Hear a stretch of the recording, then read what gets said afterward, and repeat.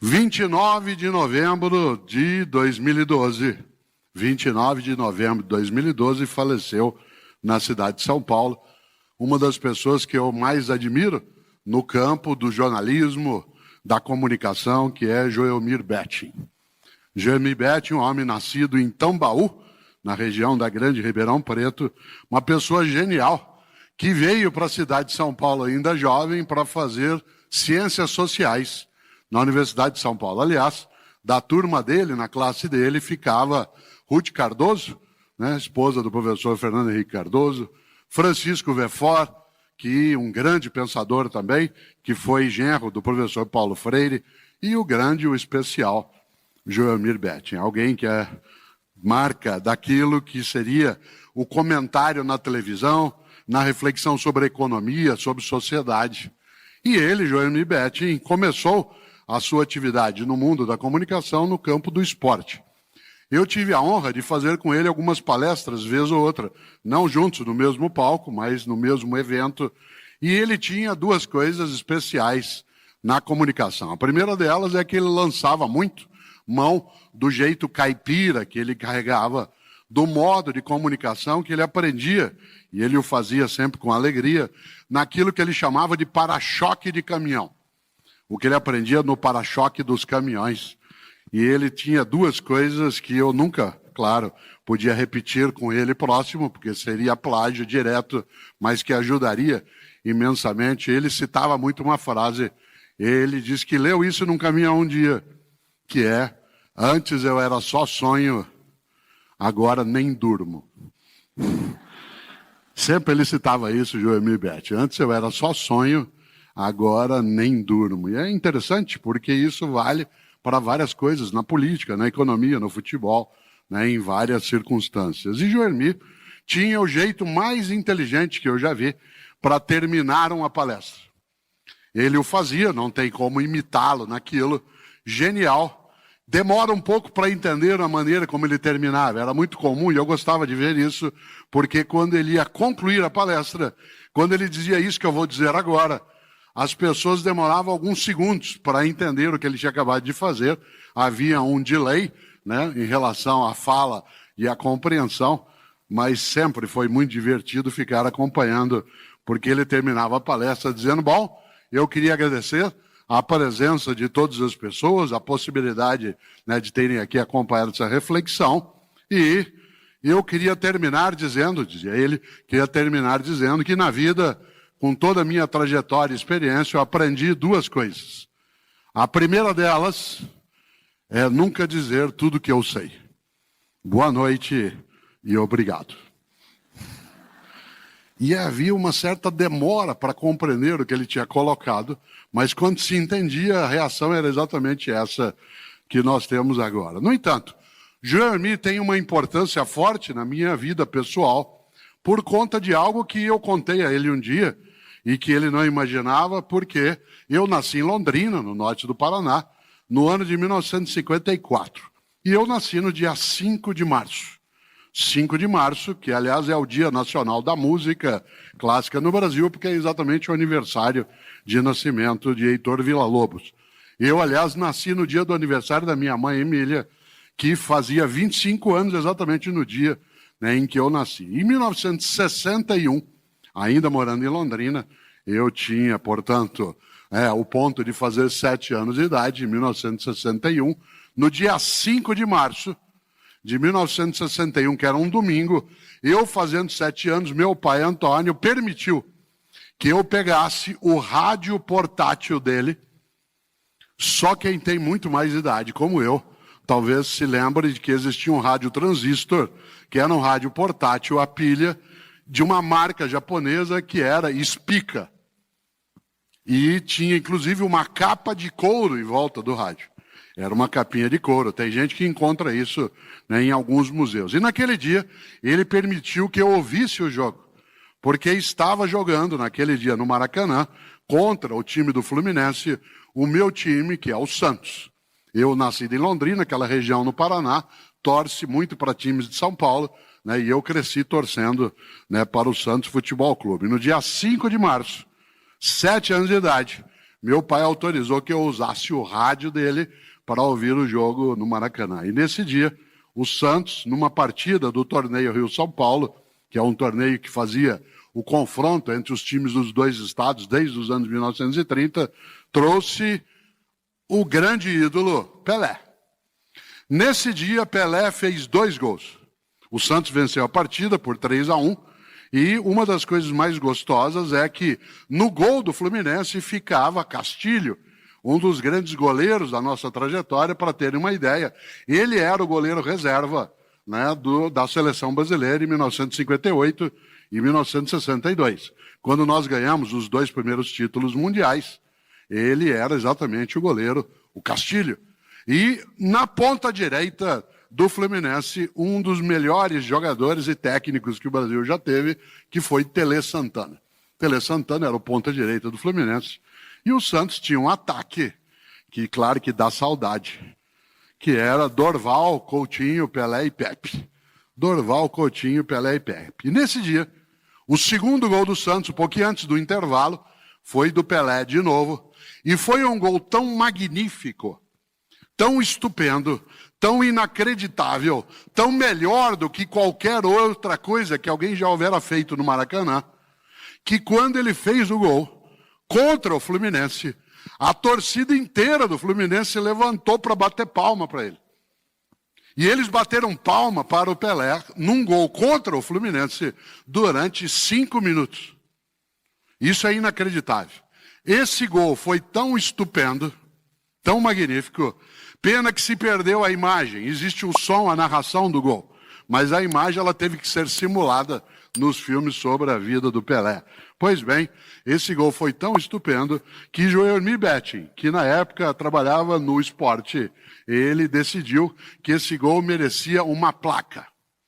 E ele pagou do próprio bolso uma placa e a colocou no estádio do Maracanã para lembrar exatamente esse gol feito pelo Pelé. A ideia de gol de placa não era do Joelmir, mas foi ele que pagou a placa para se colocar ali, a lembrança, a marca, a recordação de algo absolutamente fora de prumo, estupendo, como fez Pelé, né, naquele dia. Aliás, em 2010, 2 anos antes da morte de Joelmir Betting, Pelé deu a ele uma placa, na qual estava escrito uma placa do homem que fez o gol de placa para o homem que fez a placa do gol. Contava Joelmir que nunca o ressarciram em relação a essa placa. Interessante, porque até hoje, para nós, gol de placa é aquele que é o melhor que você pode imaginar. Tudo que alguém faz e que é absolutamente excelente, a gente costuma dizer, merece uma placa. Isso vale uma placa. E o que é uma placa, se não um lugar onde você consigna, registra, deixa marcado a nossa admiração por pessoas, mulheres e homens em qualquer lugar, que na vida fazem gol de placa. É interessante essa ideia, porque você sabe que a palavra gol, que para nós veio do inglês, no inglês ela significa fronteira, limite. E é gostoso imaginar essa ideia. Depois a gente vai trazer para o português também, como no inglês, como objetivo. Mas na origem a ideia de gol, no inglês medieval, significa fronteira. E tem uma fronteira que a gente não deve cruzar. E sobre ela eu vou falar hoje em alguns momentos, que é a fronteira em direção à mediocridade. O risco da mediocridade. Que é quando a gente não merece nem gol de placa, nem lembrança, nem qualquer tipo de memória daquilo. Nesse sentido, claro, volto a esse ponto. A noção de gol de placa, entendido aí gol como limite. E a expressão placa no nosso idioma, ela veio para nós do francês. Em francês se usa a expressão plaque, que veio do holandês, que significa revestir. Aquilo que você pega uma superfície e grava nela alguma coisa. Por que eu trouxe à tona a memória especial de Joelmir Betting? Porque alguém que é capaz de reconhecer, por exemplo, num gol, o admirável, o inacreditável, o estupendo, e pedir para fazer uma placa e fazê-la, e ela está no Maracanã até hoje, essa placa, ele acaba trazendo à tona algo que eu acho que marca demais para você e para mim. Isto é, o que eu desejo na vida? Fazer gol de placa. No sentido simbólico, naquilo que eu tenho na família, na profissão, na atividade da docência. Nesta hora, claro, a noção de gol de placa é quando você, de fato, reconhece. E o reconhecimento pessoal vem quando outra pessoa ou outras pessoas admiram aquilo que você é capaz de fazer, seja o que for, e quase que te dizem assim, você merece uma placa. De maneira geral, essas placas, elas trazem consignadas a noção, né, de honra ao mérito. A honra ao mérito. E o que é o mérito? O mérito é exatamente aquilo que faz com que você mereça a admiração de outras pessoas. E quando Pedro aqui faz o elogio que fez, um pouco exagerado, mas exatamente por isso muito bom, o elogio para ser bom tem que ser bastante exagerado. E nessa hora o exagero traz à tona exatamente essa percepção. O quanto que eu desejo, em cada uma das coisas que tenho, que faço, que escrevo, que vivo, que aquilo seja o meu melhor. Como digo sempre, eu não quero ser melhor do que você. Eu quero ser o meu melhor. Eu não quero ser melhor do que você. Digo eu vez ou outra, eu quero ser melhor para você. Na minha atividade, na docência, eu sou professor há 48 anos, eu quero ser não o melhor professor do mundo, nem que eu fique ao lado das Kardashian. Eu quero ser o meu melhor modo de ser professor. Insisto, não quero ser o melhor professor do mundo. Se isso um dia acontecesse, seria honroso. Mas eu quero ser o meu melhor modo de ser professor. Há uma fronteira, há um gol, no sentido britânico medieval, que eu não quero cruzar. Já cruzei. Preciso me esforçar para não cruzar sempre. É necessário uma atenção contínua para que isso não seja feito, que é exatamente a fronteira que nos separa da mediocridade. Isto é, de uma vida banal, fútil, inútil, superficial, que se contente com a mornidade das coisas, com aquilo que é o morno no nosso dia a dia, né, no nosso cotidiano. E aí eu volto a um ponto. Claro, eu insisto, eu não quero ser o melhor do mundo. Eu quero ser o meu melhor modo. Eu não quero ser o melhor pai do mundo. Eu quero ser o melhor modo Cortella de ser pai. Embora meus filhos, o André, o Pedro e a Carol, tenham me dado algumas canecas escrito para o melhor pai do mundo. Eu não quero ser o melhor marido do mundo, mas eu quero ser o meu melhor modo de ser marido para a Cláudia.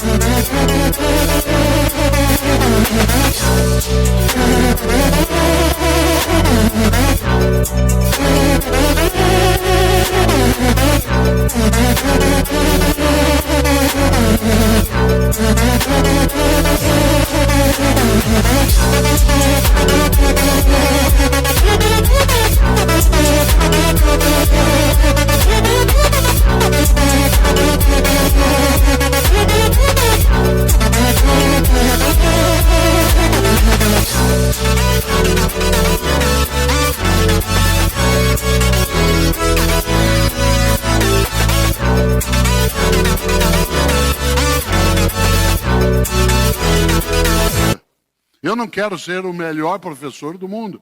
Eu não quero ser o melhor cidadão. Eu quero ser o meu melhor modo de sê-lo. De maneira que a minha vida, quando terminada, que nela eu seja capaz, não de receber fisicamente, mas na minha percepção, uma placa. Um gol de placa. A vida como gol de placa. Não como arrogância, como petulância, como soberba do nariz empinado, mas a vida como gol de placa, como uma vida que não se deu de modo inútil, banal, descartável. Uma vida que um dia, meu neto Rafael, filho da Jane e do André, minha neta Alice, que está sentada aqui no colo do Pedro e da Isabela, né? Meus netos Antônio e Ana Luísa, podem olhar e dizer assim, vovô fez um gol de placa. E é claro que esta ideia do gol de placa não é ela ficar registrada para que outras pessoas a ela se submetam, mas para deixar na memória de cada pessoa a possibilidade de eu não ter, como disse, uma vida pequena, fútil, banal.